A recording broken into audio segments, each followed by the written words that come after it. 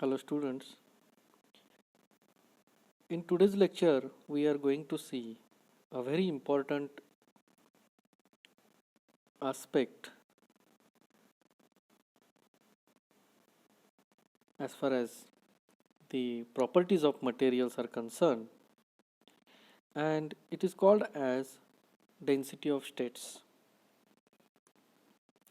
Okay, so today in this lecture, we are trying to understand what is density of states, and we are going to derive the equation for density of states, particularly for three-dimensional material.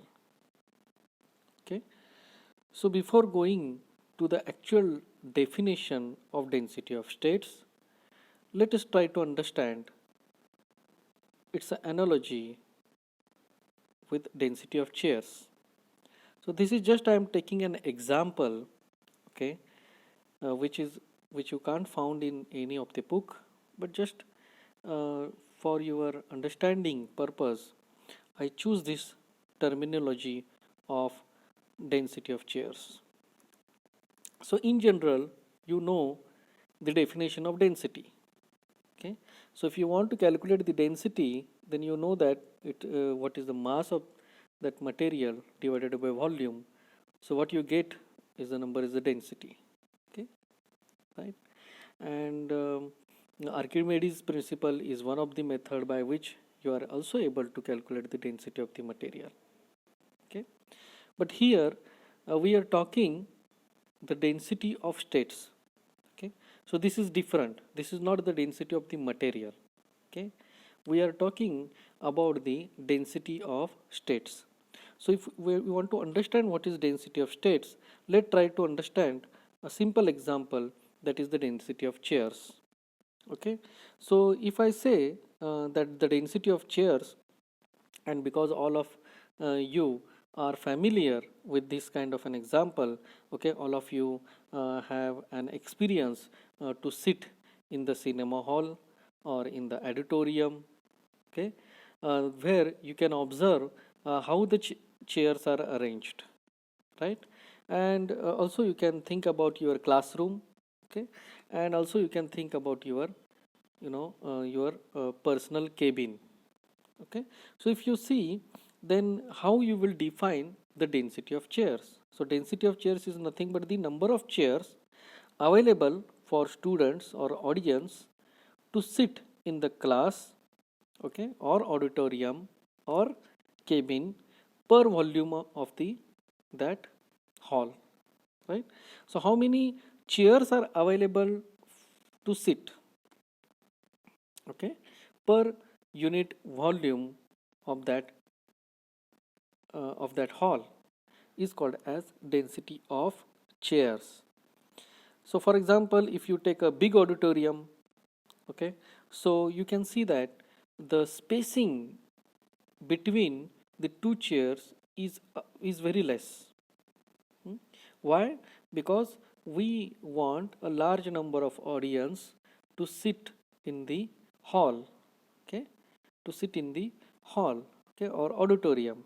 So in that case, the density of chairs is very high, okay, and the spacing between the chairs is almost very small. So it looks like the chairs are continuous. The chairs are continuous.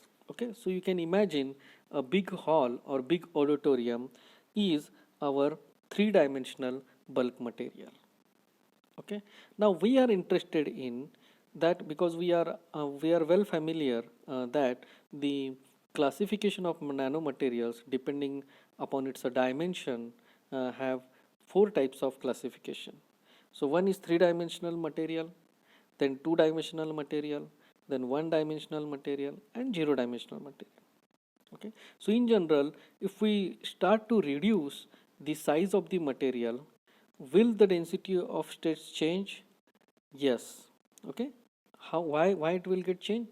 Because this is the same analogy with the number of chairs with the volume of the hall, volume of the class, or volume of the cabin. Okay, so if we consider a big auditorium like a big material, bulk material, which is a three-dimensional material, then we can see that the number of chairs is very high, okay, and they looks like they are continuous. Okay, so large number of people can sit on the chairs. Okay, but if you reduce the size of the auditorium to a class, okay, then you can see that a big class, like you can see 50 or 60 student can sit in the class. If such kind of class is there, then you can see that there is an arrangement of bench or arrangement of chairs is done, but now separation between the chairs is slightly increased. Okay, it is not like auditorium. Okay, so when you are sitting in the class, okay, there is some space in between the benches, or there is some space in between the chairs. Okay, so here the density of chairs, okay, is get reduced because we have reduced the size of the auditorium. And here we can also understand it in case of 2D or 1D material. Okay, now if imagine a small class, a very small class where only 2 or 3 students can sit, or you can also imagine a cabin of a professor where only single professor is going to sit, then what happens? Then there the density of states is again reduced. Okay, so that you can think about the zero dimensional material. Okay, so where the size of the material in all the 3 dimensions, that is x, y and z, okay, so the motion of that motion of that electron is get restricted. Okay, so you can think that the small class which contain very less number of chairs, okay, which how much which will have a wider distance, much wider distance. Okay, so that analogy, okay, is we have tried to understand based on the density of chairs. Okay, now we are interested to understand what is the density of states. What is the density of states? Okay, so let us try to understand what is the density of states. So density of states is defined as the number of available states in a given interval of energy or wave vector per unit volume. Okay, now we are interested in the electrical conductivity of the materials, right? So as I said, the electrical conductivity is contributed because of the electrons and holes, right? So if we understand, okay, because like chairs, students or a person will sit in the chair, right? So likewise the electron occupy a state, okay, in a particular energy level or particular momentum value. Okay, so because we have already know an ek diagram, okay, so you can see that the ek diagram is shown here. Okay, so E is the energy, k is the wave vector, or you can also say momentum of electron. So we know that for each value of k there is a one value of energy, or for each value of energy there is a one value of k. So now we have to understand how many energy levels, okay, or how many available states. State means either energy level state or a wave vector state. So the number of available states in given interval of energy or wave vector per unit volume. So if we calculate that, then we also come to know what is the density of states for that material. Okay, so available means available to occupy by electrons. Okay, because we have already seen that for the energy levels, they are not continuous, they are discrete. Okay, and if you take a semiconductor, then there is a region, okay, there is a region where there is a valence band, there is a conduction band, and in between valence band and conduction band there is no energy levels are available. So we call that as a forbidden gap. We call it as a forbidden gap. So forbidden gap means no chairs are available there to sit the students. Okay, that area is restricted to sit, right? Similarly, that energy levels, they are restricted for electrons to occupy the position. So where the electron can occupy the position, electrons can occupy the position in the energy levels either in the valence band or the energy levels which are present inside the conduction band. Okay, so in that sense we are saying that how many number of available states are present, okay, per unit volume to occupy the electrons. So hence the density of states provides the information about how many states in a unit volume of sample are available in the energy range E to E plus dE, okay, or K to K plus dK in K space. Okay, so if you take, okay, energy, okay, if you are thinking about energy, then we have this EK curve, right? And what you can see that this E, okay, for a particular value on the curve we have the value of E, okay, and then there is, let us take another point which is situated at a distance of dE, sorry, at a energy level which is different than E, that is dE, okay. Then we have another point that is E plus dE. Now what we are interested in is that how many points are available, okay, on the EK diagram, okay, in between E and E plus dE. Okay, how many energy levels are available in between E and E plus dE. Okay, so that is going to tell us the density, because if we count the number of energy levels between E and E plus dE, then we can also calculate the volume for that E and E plus dE, and if we have the number of energy levels divided by volume, then we are able to calculate the density of states in terms of energy. Okay, we are also able to calculate the density of states in terms of wave vector K. Okay, how? Instead of E, let us try to um, mm, understand in terms of K. So for x-axis, that is K, if you have one K value, if you take a point on the curve at the value K, and if we increase the value of K to K plus dK, then how many K are available, okay, how many K values, wave vectors, are available in between K and K plus dK. If we calculate that, and if we calculate the volume between K and K plus dK, then we just we divide the number of K values divided by volume, okay, and then what we are getting is the density of states in K space. Okay, so we can calculate the density of states either in as a function of energy, or we can calculate the density of states as a function of K. But as you can see, both are the density will be remain same. You either calculate in terms of energy, or you calculate in terms of a wave vector. The density of states will remain same. Okay, only the terminology is going to change. Why? Because for each value of E there is a one value of K. For each value of K there is a one energy level. Okay, so the density of states is represented by the symbol rho, okay, which is a function of E and K. Okay, so if I represent rho, which is a function of E, then I have to say that this is the density of states between E and E plus dE.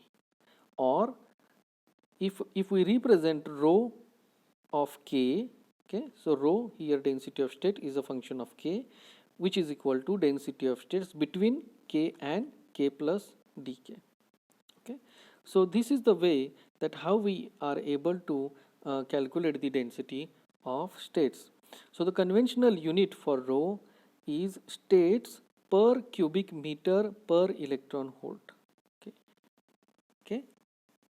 In general, for density, what we say, okay, gram per centimeter cube, right? Okay, so here what is the unit for this density of states? Okay, so density of states, the unit has per meter cube, okay, per electron volt. Okay, so that is the unit for the density of states. Okay, and this is basically we have to understand to see why, because why we are looking at the density of states, because it is directly going to define the electrical conductivity of the materials. Okay, and we are also interested to see the density of states as we are reducing the dimension. Okay, so here you have to just understand that what we are trying to gain is we are trying to measure, okay, the actual number of chairs where the students can sit. Okay, so if the material is 3D, then basically we are trying to extract that the how many energy levels are available to occupy the electrons. Okay, how many energy levels are available to occupy the electrons. Okay, or how many wave vectors are available to occupy the electrons. Okay, so let us try to derive an equation for density of states. Now let us start to understand, okay, the density of state as a function of momentum or wave vector, that is the rho of k. So initially we are trying to extract the value of rho of k, and once we do that, then it is easy for us to convert it the density of states in terms of energy. Okay, so here okay, let us try to understand this k space. Okay, okay, so basically, okay, so basically you can see that the our lattice is looks like this. Okay, so we have, because okay, as I said, we generally show the band diagram, okay, in terms of ek diagram. Okay, so we have in energy on the y-axis and k on the x-axis. Now here what we are trying to do is we are just restricted ourselves in only k space. Okay, so here we have the k space as shown in this figure. Okay, now what you can see that the you can see a blue color, okay, a blue color sphere is there, a blue colored sphere is there. Okay, and from center we have considered it as an origin, and then because it is a three-dimensional material, we have three wave vectors, that is kx, ky and kz, in the x direction, y direction and z direction respectively. Right, now if you see that there is some dots are represented on inside this sphere. Okay, so each dot represent one value of k. Okay, one unit of k. Okay, so for that value of k, there is a value of energy is available. Okay, so you can see only those okay, so you can see those all those points where for each of this point there is a value of k is available, that is kx, ky, kz. Right, and in between the 2 points, okay, there is no point is available. Okay, so it is not like that all the points are continuous. Okay, they are discrete, so that you have to keep in mind that we have taken a sphere. Okay, and wherever you see the black dot, for each value of that black dot, the value of k is available, the value of E is available. So these are, we can say, is the allowed wave vector states in k space from a lattice. Okay, so these dots, what they represent, they are allowed wave vectors. They are allowed wave vector state in the k space. So it is not like continuous. Okay, there is some distance where the k values are not available. So a spherical shell gives the number of allowed states at a specific radius k. Okay, now because we wanted to calculate the density of states, what we have to do, we have to restrict ourselves to particular volume. Okay, so if we restrict ourselves to particular volume, then it will be easy for us to calculate the density of states. So here as you can see, the spherical shell, okay, so the radius of the spherical shell is k. The radius of the spherical shell is k, and the thickness of the shell is dk. Okay, thickness of the shell is dk. So here you can see that the allowed states, okay, it means the allowed k values, the dot, okay, the black color dots, they are separated by pi divided by l, pi divided by l, either in the x, y or z direction in the 3 direction in k space. Okay, so the distance between each k value, okay, or the distance between each black dot is represented by pi by l. Okay, why this pi by l comes? So basically we have seen that here you can see that the value for initially the value when the k is 0, the value of energy is 0, right? But as the value of k is increasing, the value of energy is also increasing, and it reaches a point where the value of k is pi by a. Okay, for pi by a there is some gap for the energy levels. So this energy level is that gap is called as an forbidden band, where the energy levels are not allowed. Okay, so this is a pi by a. So what is a here? A is basically the distance between the two atoms. Okay, you can see here we have also seen this, that a, what is a? A is the distance between the two atoms. Okay, now here we are talking about the pi by a. So what will be the next point where there is a possibility of forbidden gap is 2 pi by a. Okay, then 3 pi by a. Okay, so you can say that there is a n pi by a, and of course it is this is in positive direction, in negative direction also the values of k are available. So you can see that at k value which is positive or negative, n pi by a. Okay, so where n is an integer value of the integer number, okay, integer value of the n. Okay, so for that value values, okay, there is a gap, okay, and therefore here we are taking L, okay, that is the volume of the lattice. Okay, sorry, that is the length of the lattice. So here instead of a we are taking L. Okay, we are not, because these dots they are not atoms. Okay, these dots they are not atoms, they are k space. In this k space only these k values are allowed. Okay, so the distance between the two k point is represented with the pi by l x in the x direction, pi by l y in the y direction, and pi by l z in the z direction. So if we take a single spot, okay, if we take a single spot in this diagram, then what you can see that we have to first calculate the volume of that one point, So that one point can be considered as a small volume. Okay, and as I said, in the x direction the length is Lx. Okay, in the y direction the length is Ly, and in the z direction the length is Lz. Okay, and at the center, okay, we at the one corner we are treating it as a center, which is 0 0 0. Okay, now if we try to define the wave vector, if we are trying to define the wave vector for this lattice, then we have three wave vectors, that is kx is equal to pi nx by lx, right, where nx is a integer. Okay, integer.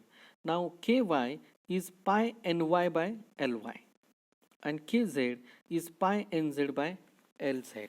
Okay, because each k is separated by pi by l, so we have to continuously, if we think about the k space, then we have to use the integers nx, ny, and nz. So we have three wave vectors kx, ky, kz as we have defined here. Okay, so these kx, ky, kz are the wave vectors for the electron in the x, y, and z direction, and nx, ny, nz are the integer for the octant. Now if we try to calculate the volume, okay, for the 1 point.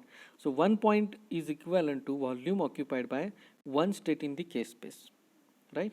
So you have to just multiply this kx into ky into kz, okay? So you get pi nx by lx into pi ny by ly into pi nz by lz, and what you are getting is pi cube divided by lx ly into lz, okay? So I can also write, because here it is this is a lx ly lz, it looks same in all direction for this unit lattice. Therefore we can write this as a pi cube divided by l cube, okay? So that l cube is basically representing the volume, so we can rewrite this as pi cube divided by v, okay? So this is the volume of the occupied by 1 point in the k space, okay? This is a volume occupied by 1 point in the k space, so where v is equal to l cube, that is the volume of the box, okay?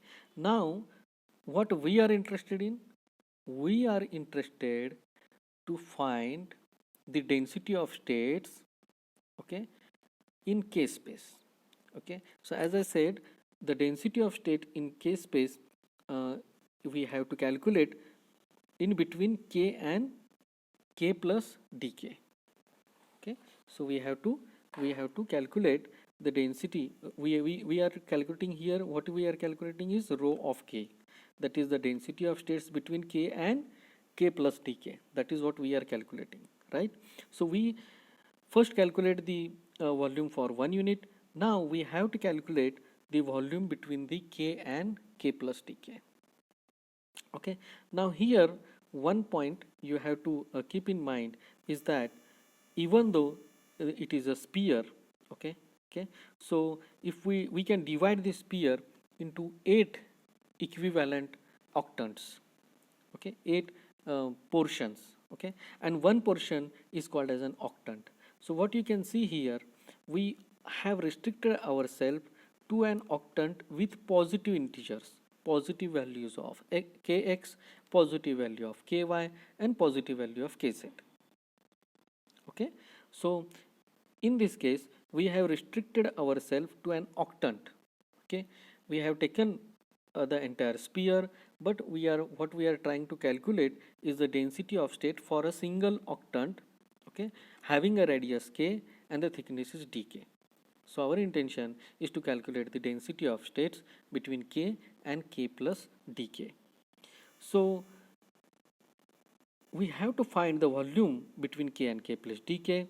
So volume between k and k plus dk is equal to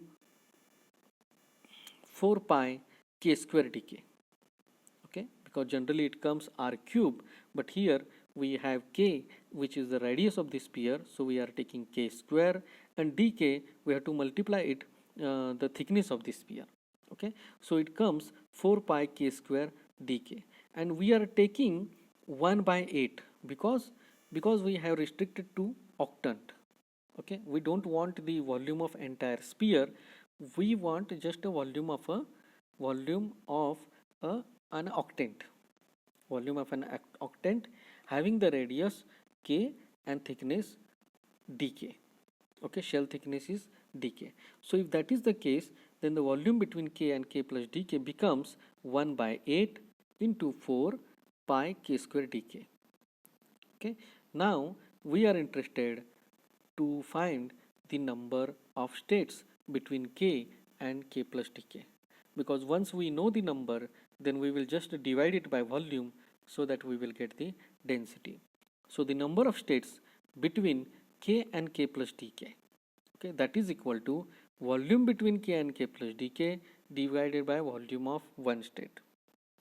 So if we do that, then we will come to know how many number of k's are available between k and k plus dk. So the number of states between k and k plus dk is equal to, now we already have calculated this volume 1 by 8 4 pi k square dk, okay? So it comes here divided by volume of one state is pi cube divided by v, okay? So it comes in the denominator, so it becomes we take it in the upper side, so it comes V divided by pi cube. Okay, so now how many numbers of states between k plus dk is 1 by 8, 4 pi k square dk V divided by pi cube. Now we are multiplying this terminology, okay, entire equation with 2. Why we are multiplying by 2? Because the number of electrons per k state is 2.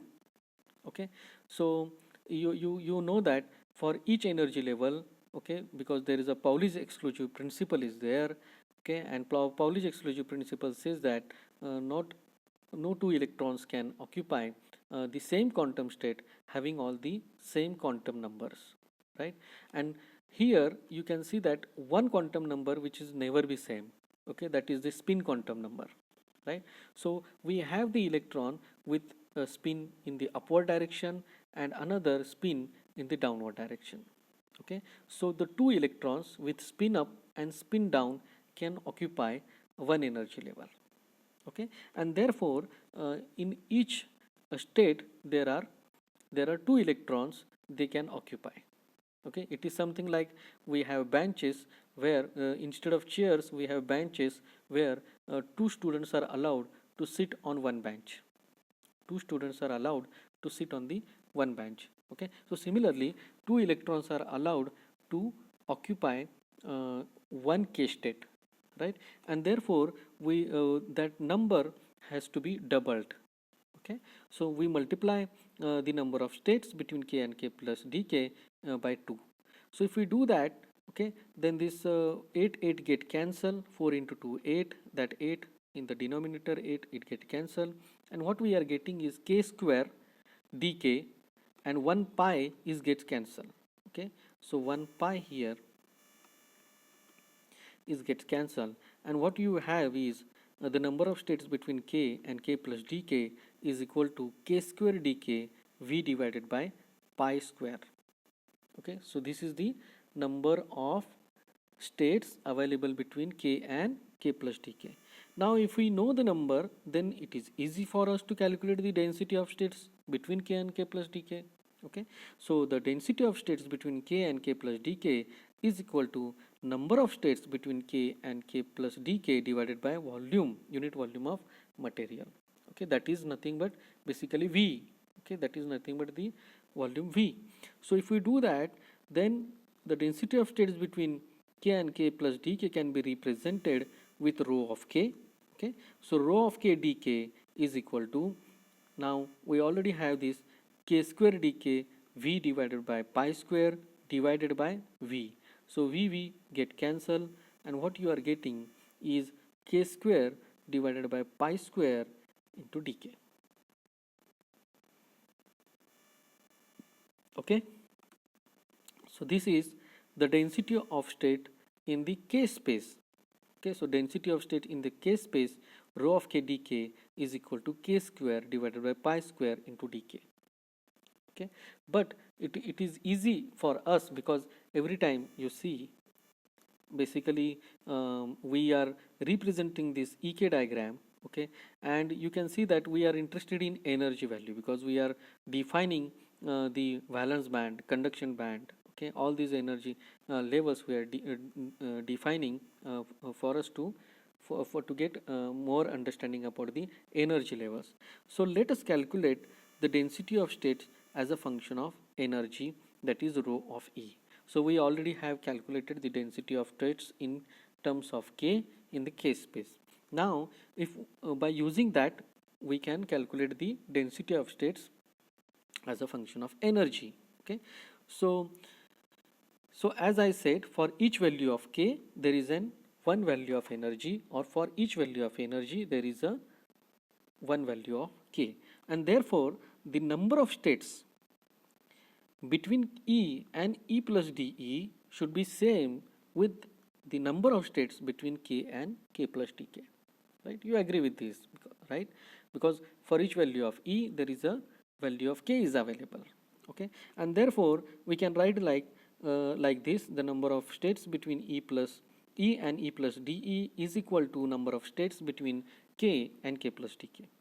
Now this can be represented with rho of E dE is equal to rho of k dk. Okay, so rho of E we are interested in rho of E, the value of rho of E. So rho of E is equal to rho of k divided by, okay, in the denominator you can write dE by dk. Okay, if it is not in the denominator, then it will come dk by dE, but we want in the denominator because we are able to calculate the value of dE by dk. Okay, so rho of E is equal to rho of k divided by dE by dk. We have the value of rho of E, okay, which is here. Okay, so that we are going to use here, and what we are getting is rho of E is equal to k square divided by pi square divided by dE by dk. Okay, so that is the value of rho of E. Okay, but here as you can see that it is not completely converted into energy, still there is a k values are available, so we have to find the value of k here. Okay, if we replace the value of k here and if we add the value of dE by dk, then what we get, the final equation will become completely in terms of energy. So in order to do that, okay, okay, we already have this equation ek relation for conduction band.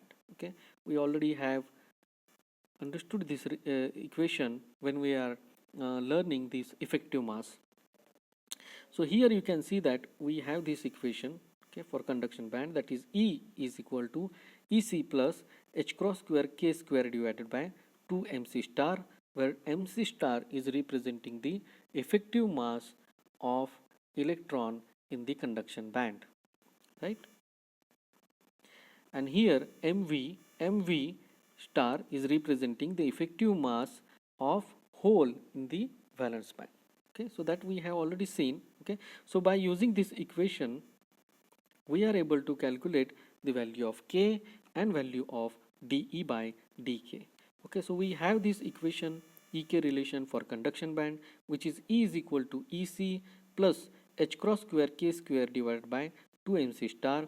If we differentiate it with respect to k, then we have dE by dk, which is equal to, now differentiation of EC with respect to k is 0 because the value of EC is constant, right? The energy minimum lowest energy level of the conduction band, so that is fixed, right? So that is a constant, so it becomes 0. Okay, so dE by dk is equal to h cross square derivation of k square with respect to k is 2k divided by 2 mc star, and what you can see is 2 get cancelled, and the value of dE by dk become h cross square k divided by mc star. So we get the value of d by dk in terms of h cross square k divided by mc star. Now we are interested to calculate the value of E, because here also d by dk there is a k is there, and even in the rho of E there is a k square, so we need to find the value of k. So here you can rearrange this equation. If we rearrange this equation, then from here what you can get is k square is equal to 2 mc star divided by h cross square into E minus EC.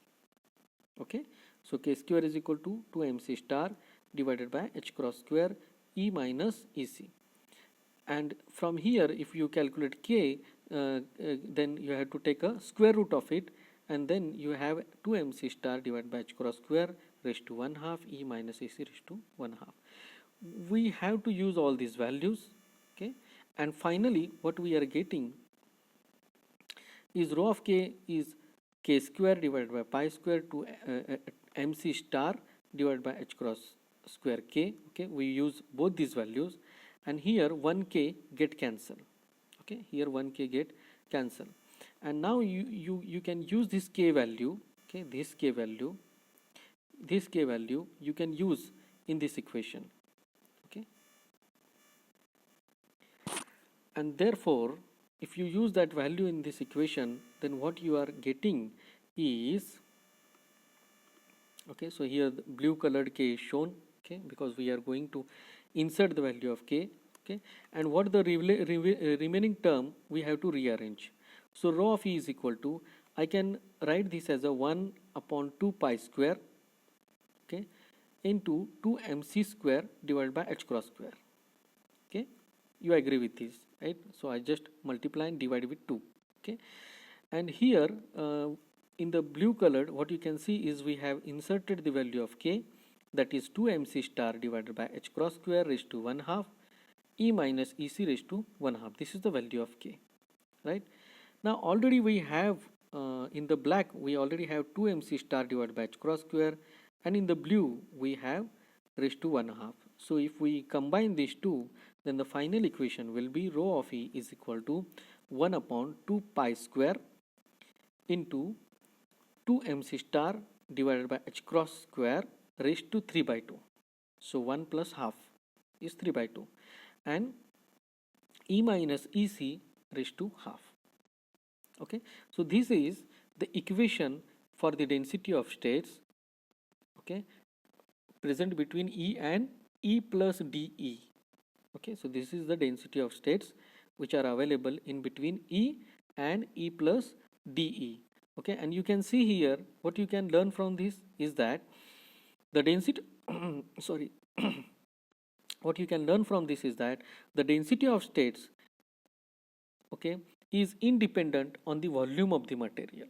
Okay, there is no volume of the material is going to define the density of states. Okay, but what you can also see is that the initial this term, okay, 1 upon 2 pi square 2 mc star divided by h cross square. Okay, so these all values are constant, all these values are constant. So the density of state is proportional to square root of energy. The density of state is proportional to square root of energy.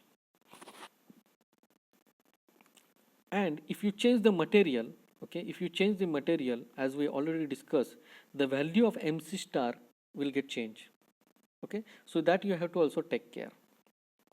Okay, so what is the effective mass of that electron in the conduction band, or what is the effective mass of hole in the valence band? That values, if you use, then you are able to calculate the density of states.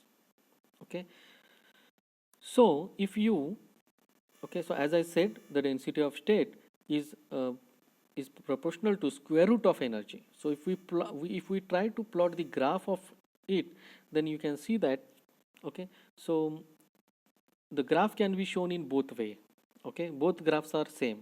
Okay, so here in the first graph, let us try to understand this. Okay, where generally we take energy is on the y-axis and rho of energy, that is the density of state, is on the x-axis. Then how the density of state with as a function of energy is changing? Square root of E, and therefore what we are getting is a curve like this. We get a curve like this, right? Okay, this is one thing. Okay, so that is for the conduction band, that is for the conduction band. Now we already have another equation where I have already shown you like this. Okay, so this is the our equation for the valence band. Okay, you can use this equation, okay, for the valence band and try to calculate the density of state for the valence band. Okay, so this is an homework for you. Okay, so if you do that, then what you can get is the equation which is like this. So for valence band, rho v of E, now because we have to differentiate the density of state for conduction band and valence band, the first equation is represented with rho of E, rho C. Okay, rho C means the density of states for conduction band. Okay, that we have already extracted. So if you extract the density of states for valence band, then what you get is rho V of E is equal to 1 upon 2 pi square 2 mv star. Now here the effective mass in the of the charge carrier in the valence band divided by h cross square raised to 3 by 2 into EV minus E raised to 1 half. Okay, now here you have to understand this is that what is EC? EC is the lowest energy level of the conduction band. Okay, and what is EV? Energy level of the highest energy level of the valence band. Okay, so rho of E will be available only for those energy values where E is greater than EC. Okay, here E is greater than EC. So all the values of E which are higher than EC, only for that values we have the density of states. It is right? Because below EC and above EV there is a forbidden gap. Okay, and therefore in this equation where the density of states for valence band, it is EV minus EC. So the energy levels or states are available, the density of states are available where for all these energy levels where E is below EC, less than EV, sorry, E is below EV, less than EV. So all these values of E for which the value of all these values of energy which are below EV, there is a density of states are available. Okay, this is one thing. Okay, this is one thing. Similarly, okay, you can represent this graph by different way, where you can see here that the x-axis is now energy. If x-axis is energy, y-axis is rho of E, then still you have this kind of representation graph. Okay, where above EV you have density of states for conduction band, below EC you have density of states for conduction band, right? And in between EV and EC it is a band gap. This is for semiconducting material, so this is band gap. Okay, so both these way of representation you can find in the literature, in the books, but wherever you see, you understand how the density of states they are changing with respect to the energy. Okay, one more thing, okay, you have to keep in mind is that purposefully I have shown different slopes for the curve in the conduction band, in the valence band, right? Can you see this? The curve in the conduction band is sharp, whereas the curve in the valence band is slightly flattened. Okay, why I did this? Just because if you compare this to equation for the density of states, you realize that the values of mc star and values of mv star, they are never same. It will be they are different for the valence band and different for the conduction band depending upon the material. Okay, that we have seen in our last lecture. Okay, so because of, just to keep in mind that the density of states are also depends upon effective masses, and effective mass for the valence band and conduction band, they are not same. I have slightly shown the difference in the curvature. Okay, so this is the density of states. What you can see here, a very interesting thing is that because as I said, for each value of k there is a value of energy is available. Okay, and therefore this graph looks like continuous. Okay, so this is a continuous density of states are available. Okay, continuous density of states are available. Okay, and one more thing you have to understand is that the density of states, okay, that are available to occupy, okay, they are just above the EC, okay, and just below the AC. Okay, just below the AC and just above the AC, because we have very less number of charge carriers which take part in the electrical conductivity. So only the electrons which are present near to the valence band, they can just jump to the conduction band, but the electrons, they occupy the energy levels which is lowest energy level of the conduction band. Okay, so most of the energy levels which are available to occupy for electrons for conductivity is below the valence band and just above the conduction band. Okay, so this is what the density of states for three-dimensional material. This is the density of states for three-dimensional material. So for three-dimensional material, the density of states varies with the energy, like square root of energy. Density of state is proportional to square root of energy for three-dimensional material. Okay, so we will stop here. In the next lecture, we will see how the density of states varies for two-dimensional material, one-dimensional material, and zero-dimensional material. Thank you.